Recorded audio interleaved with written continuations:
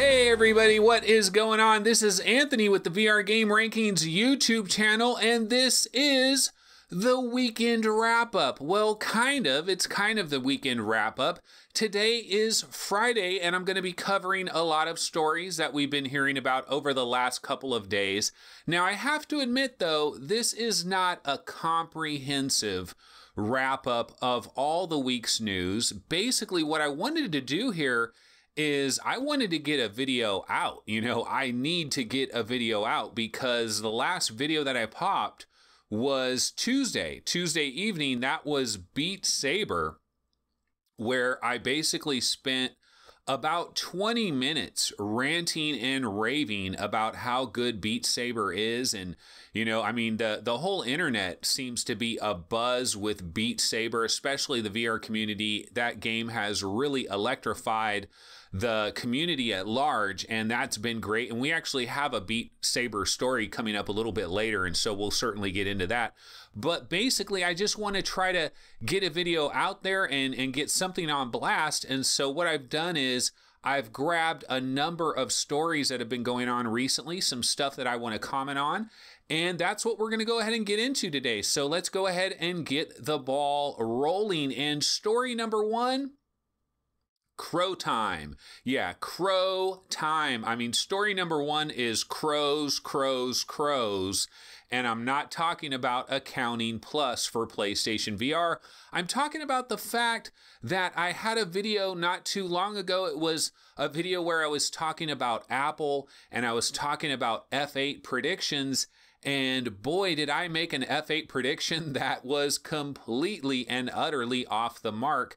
At times, I've called myself Nostradamus Jr. because I have made some relatively decent predictions in the past, but this one was not one of them. And so when it's time to eat crow, it is time to eat crow. And so back on this other video, I basically said, I kind of postulated that I thought that Oculus/Facebook, I thought they were going to announce a major AR related product, which I thought would kind of upturn the apple cart or overturn the apple cart or whatever way you want to say it. I thought it would really cause a little bit of confusion and everything, but I thought maybe they would jump into the AR game in a much bigger way. And that did not happen. There really was very little mention of anything augmented reality in F8. I'm sure they mentioned it a little bit here and a little bit there, but there was nothing major augmented reality related. And basically my only defense, the only thing that I'll go back to is I go back to those two tweets, Hugo Berra, that other guy, they both tweeted, I believe it was on the same exact day, where they both had that AR VR that was in their tweet. And I found the AR to be unusual, that the AR was in there. I just thought that was a little abnormal. And so I thought for sure that they did that very specifically because the announcement was really going to be AR focused, but that was not the case. Really not much of anything AR at F8 whatsoever. But let's go ahead and get into story number two, because story number two, I guess this is the really big announcement, right? I don't know what else could be. You could say the Oculus Go, like actually releasing the Oculus Go and that it's $199 and it's kind of VR for the masses. Maybe that's the biggest AR/VR announcement in Oculus Facebook history. Maybe it is, but everybody freaking knew about this way ahead of time. I'm not even Nostradamus for that. I told everybody that at F8, Mark Zuckerberg would get on stage and he would say, Oculus Go available now. Everybody knew this. There was no surprise here. This was not a major announcement. So I'm going to have to guess Half Dome. Half Dome, baby, is probably what the biggest announcement was, I guess, if that's what they're talking about. It's kind of a bit of confusion if you really think about it. So anyway, why don't we go ahead and talk about this new Half Dome prototype, which could possibly be a sneak peek at Oculus CV2. And so basically, what are we talking about here when we're talking about this Half Dome? Well, Maria Fernandez Guajardo, who is head of project management at Core Tech at Oculus, yeah, that's quite a mouthful, she got up on stage and was talking about a number of technologies that Oculus is working on in the background to try to basically eventually improve significantly the VR situation for all of their consumers and all of their users. And she talked about how there are going to be these advances that they're making in hand tracking, advances that they're making in the in avatars, in photorealistic avatars, and we'll get to that in just a second. And then, of course, this Half Dome prototype, which this is major news. This is probably our first real glimpse at what we're kind of looking at with CV2. One of the things that we have to understand here is that HTC Vive, you know, they've come out with the Vive Pro, and, you know, the Vive Pro is kind of like their new headset, and they've kind of enjoyed a lot of time in the sun with kind of this updated headset. And Oculus, you know, Oculus has just been stuck with the regular standard old vanilla Oculus Rift, and we really haven't heard anything whatsoever about CV2. We haven't heard any kind of sneak peek or anything, and I kind of think that that's what we're looking at here with Half Dome. Half Dome is kind of a little bit of a sneak peek at what we're probably looking at when we're talking about consumer version number 2. So what does Half Dome contain? What is Half Dome all about? Well, first of all, Half Dome, just the name there, they're basically saying half dome. So imagine that you have a dome that's over you, that you know, this dome that is surrounding you. Well, now imagine that you chop that dome in half, and you basically have this Half Dome, and that's kind of what they're talking about here with 140-degree field of view. So they're obviously not going down the Pimax road. They're not trying to have a 200-degree field of view. They're not trying to have a 210-degree field of view or 220 or anything like that, which would be truly impressive. I mean, to really try to get to where our human vision is. But instead, what they've decided to do is they decided, you know what? We don't want to have an obnoxious looking headset that is a big hammerhead shark that is on people's heads, because I don't know, maybe they kind of feel like I feel that I don't know that the hammerhead shark look is really going to work long term. And that's kind of what Pimax has going on with, you know, the hammerhead and the Star VR and all of that.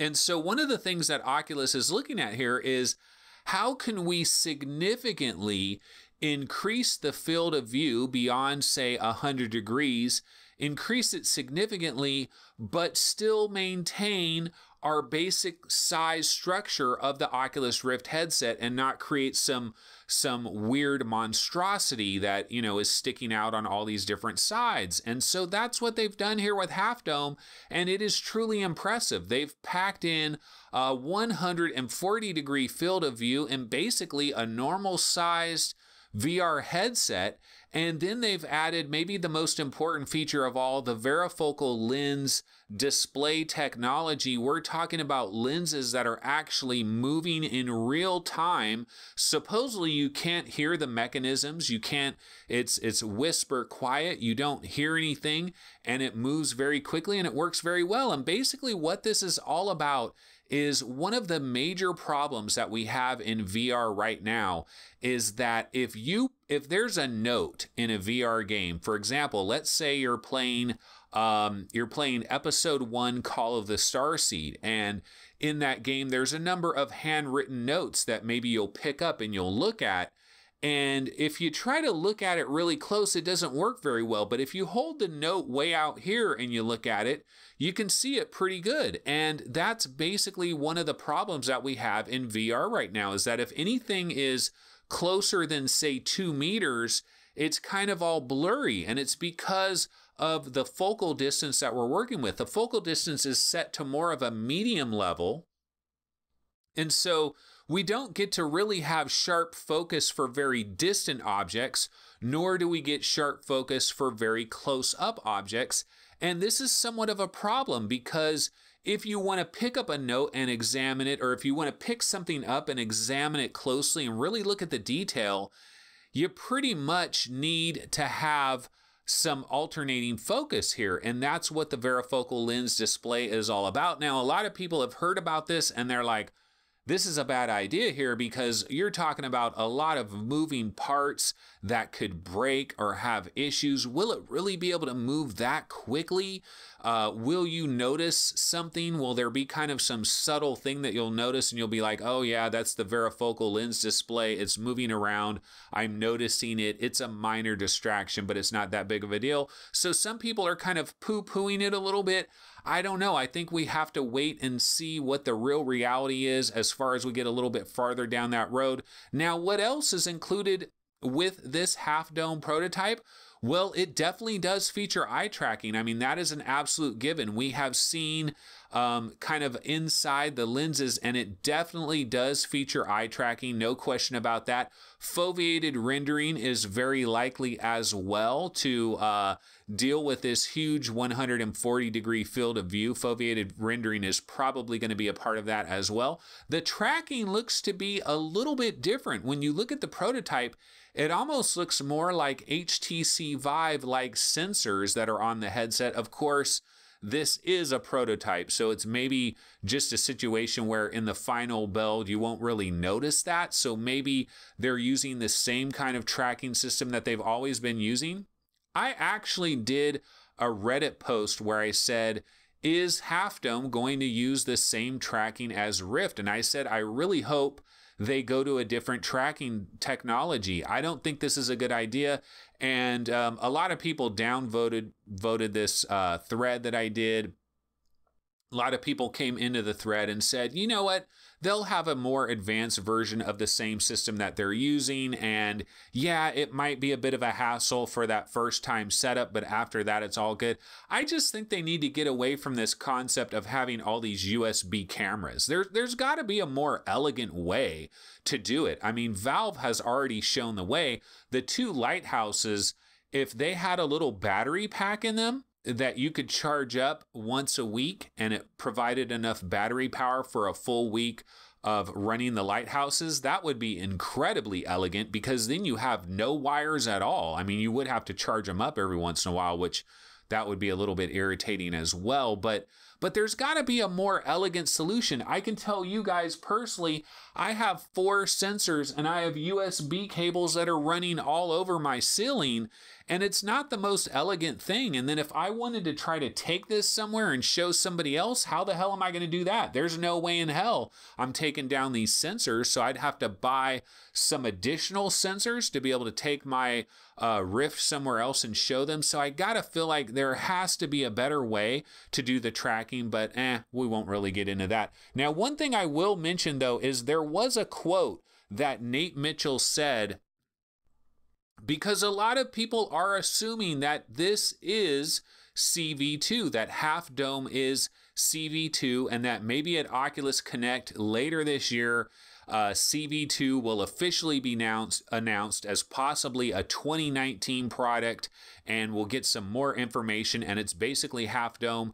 But Nate Mitchell kind of rained on that parade with a comment that he made on Reddit. I'll go ahead and read his comment. He says, Maria covered a bunch of areas of long-term research for us.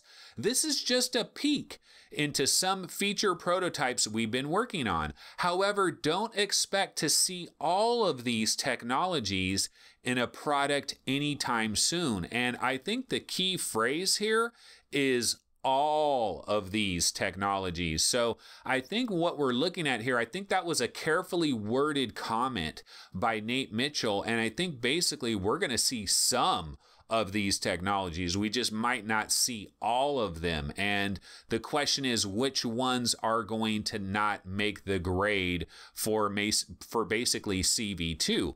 Will the varifocal lens system be there? You gotta hope it is, because that is a major feature to be able to look at items up close and actually have them be relatively clear and crisp, and to be able to examine things up close, that would really be huge. That could change a lot of the way game design is going on right now. I think a lot of developers deliberately avoid that because that is one of VR's weak spots at this point. Obviously, the 140-degree thing, you would think that would have to make it into CV2. Eye tracking, you would think, would make it in. Now, what isn't going to make it in? Well, maybe some of these special finger tracking technologies they're working on as well. Maybe the advanced avatar ideas, maybe that might not work, because one of the things they might be doing with this advanced avatar thing is tracking your facial muscles to try to do these photorealistic avatars, and maybe that's a little bit more of a far-flung project. So we'll have to see what actually makes it in, possibly to CV2, but that was an interesting quote from Nate Mitchell. It does rain on the parade a little bit. Okay, so let's get into story number 3. Story number 3, Beat Saber. Can you guys believe this? Right now, Beat Saber is one of the highest rated games, actually the highest rated game on Steam, period. It's higher rated than any other game, and this includes pancakes. This includes all the pancakes. This includes the Waffle House. All the flat games are included as well, yet Beat Saber is numero uno. Now, obviously, this is probably a temporary thing, and it will eventually fall down a little bit, but basically, Road to VR has a story about this, and Beat Saber, at the time of Road to VR's article, it had a 99% positive score with 1,250 different reviews and an overwhelmingly positive rating at the time of their article. And on Oculus Store, Beat Saber has a 5 out of 5-star rating with 350 reviews at the time of Road to VR's article. And you know, one thing I said about Beat Saber, and this was a long time ago when I first covered Beat Saber on the show, is I said, you know what, Loki Man and Split, these two guys from the Czech Republic, I said they're going to be driving Ferraris. They are going to be rolling in Ferraris around the Czech Republic. And you know what? I think that's Nostradamus again. I think I was pretty accurate on that one. I have a good feeling these guys are going to be in some kind of luxurious vehicles. Maybe not Ferrari, maybe they're Lambo guys. So maybe they'll be rolling in Lambos. Don't really know, but I know these guys are going to be chilling because they are making a ton of money. The reaction to Beat Saber is overwhelmingly positive. I mean, it's very rare that you find somebody that doesn't like Beat Saber. It is pretty much universally loved. You know, is it the next thing since sliced bread? Not exactly. Not, you know, I mean, it still has its own issues, but for the most part, it's very hard to play Beat Saber and walk away thinking that you didn't have a great time. And that's probably the most important thing. Okay, so I mentioned briefly that Facebook is working on these photorealistic avatars. And one of the things that I've talked about on this show a number of times, and I've probably mentioned it on VR Roundtable a number of times as well, is I really feel like one of the missing pieces in VR right now is that, I mean, the biggest appeal of VR really is that you're stepping inside a video game. I mean, that's the real appeal to VR. If you have somebody that knows nothing about VR whatsoever, but they're a video gamer, you can tell them, dude, you're inside the game. You're inside the game. But the thing is, we're not really inside the game, because when we get into the game, we're basically a ghost. We're basically the invisible man. We might have two hands that are moving around.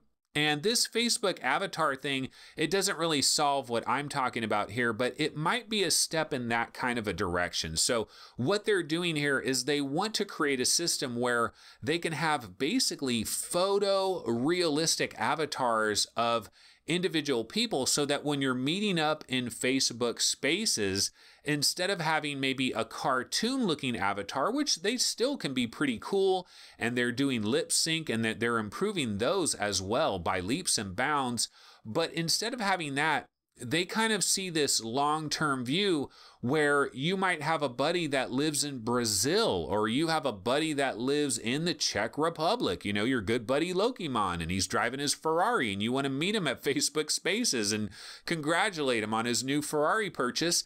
And the idea is that you're going to get in there and you might be able to see a photorealistic version of this other person with pretty damn good lip syncing, and it's basically like you're there talking to your own buddy, and that is pretty impressive. But you know, one of the things that I'm still interested in though is I kind of want this full body thing, and I kind of want it in regular games, not just Facebook Spaces and stuff like that, but at least it is movement in the right direction, and that is the good thing that we're looking at here. Now, if you watch the video, however, where they were doing this, it looked like they had all these little dots that were on like the cheekbones and everything.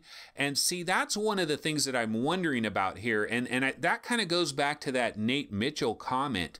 Like, for example, Half Dome, it's going to have eye tracking. The next consumer version of the Oculus Rift is going to have eye tracking, but will it also be able to track your facial muscles, like, you know, whether you're smiling or frowning or all of that kind of thing? Because that's kind of a little bit of some next level stuff.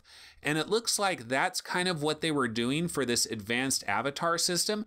And I kind of feel like maybe that isn't going to make it into the next Rift, you know, CV2. Instead, that might be something that could be coming to CV3, but it is good news that they are working on this type of technology. Okay, so let's get into story number 5. And story number 5, I have a number of PlayStation VR stories that I wanted to cover really quick. So first of all, Killing Floor Incursion by Tripwire Interactive. Obviously, this game started out as an Oculus Rift exclusive. I'm a really big fan of Killing Floor Incursion. I remember getting that game on the Oculus Rift and being kind of blown away by it and really getting into it. I felt like incredibly visceral, you know, really could scare the living daylights out of you in some ways, because you would have these zombies, they would come up to you and they'd be stomping and they would come right up into your face that you would have to deal with. And then of course, Killing Floor Incursion, it did make its way over to Steam, and Vive players can play Killing Floor Incursion as well. Haven't heard that much about it since it came to Steam. It didn't seem like it really exploded on Steam. But now it's available on PlayStation VR. And one of the things I've noticed is there's quite a few people in the PSVR subreddit that are really loving this game, and that is good news. It's really good to see PSVR get another really solid game, another PC port that has made its way over. This is something that is continuing to happen, and it's because there are so many PSVR systems that are out there that it just makes good business sense. If you've got a good PC VR game and you don't bring it to PSVR, what are you doing? Because you are missing out on an incredible opportunity to sell a whole bunch of additional copies of your game. Sure, it's going to take some time and effort to port your game to PSVR and to do it in a high quality way, but it's probably worth the trouble, because you're talking about well over 2 million PSVR headsets worldwide. So you got a pretty large audience of people that could end up buying your game. And so Tripwire Interactive, they brought Killing Floor Incursion over, and it seems to be well received at this point. There are a number of bugs, there are some issues, but people seem to be dealing with that, and there's enough good stuff there that they're willing to deal with it, and then hopefully the bugs will get patched out of it relatively soon. I'm sure Tripwire Interactive is banging away on that as we speak. Now, in other PSVR news, I'm talking about PC VR games that are coming to PlayStation VR, and this just continues. To the Top is headed to PlayStation VR on May 29th. I've ranted and raved about To the Top for a long time. I think this game probably will work quite well on PSVR. I'm sure it will be using the Move controllers. It will be interesting to see how this game translates to PSVR and whether or not the PSVR community latches onto this game in the same way that the PC VR community has. It's gotten a lot of support. It's definitely one of the fan favorites out there. And then Abduction. Do you guys remember that? We've been waiting for an Abduction VR patch for what seems like the longest time. Cyan Incorporated has been talking about this a number of times. They said that they were waiting on approval, that it was going through the approval process at Sony, that it had to pass cert, that there were a couple of problems with it. They had to rework it and then send it back into Sony, and it has to go through this certification process, and that it just takes time. Well, time has been taken, and on May 8th, Abduction is going to be available for PSVR. Now, the question is, what about everybody that already has the PS4 version of Abduction? Will they get a free patch that will allow them to play the VR version, or are they going to have to actually buy the VR version? Now, we don't know about this. We're waiting to hear back from Cyan as far as this is concerned, but it is good news that Abduction is finally heading to PlayStation VR. All right, and then I'm down to just a couple of stories, and then we're out of here. So story number 6, BOXVR is the free game on Oculus this weekend. And you know what? Going back to my Beat Saber video that I dropped on Tuesday evening, there was a comment in that video. Unfortunately, I don't have the name of the person that left the comment, but somebody said, it's obvious Anthony has not played BOXVR because he didn't mention it at all when he was talking about these other rhythm action games. You know, I was talking about Airtone, I was talking about Auto Shield, I was talking about soundboxing, and no, I did not mention BOXVR. In fact, I didn't know that BOXVR was a rhythm action game. I heard a lot about BOXVR. I've heard it mentioned here, I've heard it mentioned there. I know a number of various YouTubers have done different videos on BOXVR, but I honestly haven't looked into the game too much myself, to be completely honest. And yeah, that guy was dead on with that. I have never played BOXVR, but you know, that is what is so wonderful about this free weekend series that Oculus continues to do. Every single weekend there seems to be a new game that is featured, and this weekend it is BOXVR, and I've already downloaded it. Haven't played it yet. I'm going to be hopping into it later this evening, but I definitely want to check it out because a lot of people do talk about this game BOXVR, so it's a great opportunity for me to get some hands-on time with the game this weekend. So I highly recommend everybody else, if you have an Oculus Rift account, go ahead and download it and give the game a spin. Okay, and so the final story of the day, the Oculus Go. Now, unfortunately, I do not have an Oculus Go, although I've been very tempted because a lot of people I know, they have picked up one of these Oculus Go's. I just wanted to give a few brief thoughts on what I'm kind of thinking about with the Oculus Go. And so, you know, obviously the main criticism that everybody has is 3 degrees of freedom, you know, so you cannot lean back and forth, you know, that's where it becomes an issue there. And, you know, the controller is 3 degrees of freedom, but, you know, there's a lot of good games that work with it. You can pair an actual standard regular controller to, I believe you can pair an Xbox controller to it. So you can play games like Kin and games like In Space and some of these more arcade-like games that you could play on it. And, you know, I've heard some good things. Some people have said some good things about some of these games. They're obviously a step down from what we have on, you know, PC VR, but there's still some interest here. And one of the things that I'm curious about is, one of the things I think about in relationship to Oculus Go is, what about video related stuff? Like, can you watch Mayubi? Can you watch Senza Peso? You know, can you watch can you do Blade Runner 2049 Memory Lab? Probably not, because that's using a lot of graphics that's interlaid with video as well. But that's what I'm really curious about. I know the Oculus Go is not going to be playing any like Arizona Sunshine or anything like that. I know it's not going to be able to play any of these PC VR games that we know and love in terms of playing them like they really play on PC VR. But what about like some of the videos and some of the non-gaming experiences? Will it be able to do any of that stuff? And to what level is it going to be able to do that stuff? Like Google Earth, like, can it do that? Like, I mean, I'm wondering what it can do along those lines. I've mentioned before that I'm kind of interested in this portable VR arcade thing where I would go to churches and schools and businesses, and I would basically bring a VR arcade setup and set up a VR arcade, have a number of little VR stations that would be set up. And I've kind of thought about the Oculus Go. Would this be a good option to have a number of Oculus Go headsets there as well, so people could try out possibly some of these 360 videos that might work really well, where you don't really notice much of a difference between viewing it on an Oculus Go and viewing it on a Rift or a Vive. I'm sure there has to be a handful of situations where there's no degradation whatsoever, and that's what I'm really curious about. I'm wondering, what is the list of VR experiences where you notice no degradation whatsoever, where you're getting basically an identical experience to its bigger brother, or to say the HTC Vive. So that's some of the stuff that I'm interested in as far as Oculus Go. I do know that Steve from VR Roundtable, he has picked up an Oculus Go himself, so we're going to be talking about that a little bit on the upcoming episode of VR Roundtable, so we'll definitely talk about it there. So I am definitely interested in hearing his thoughts about that. And I might be picking up an Oculus Go sometime in the not too distant future. So I'll definitely try it out myself at that point.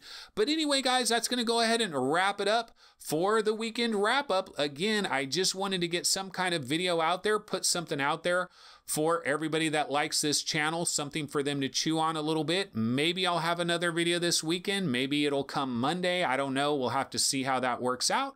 But anyway, that's going to do it, and I will see everybody next time. Take it easy. Later.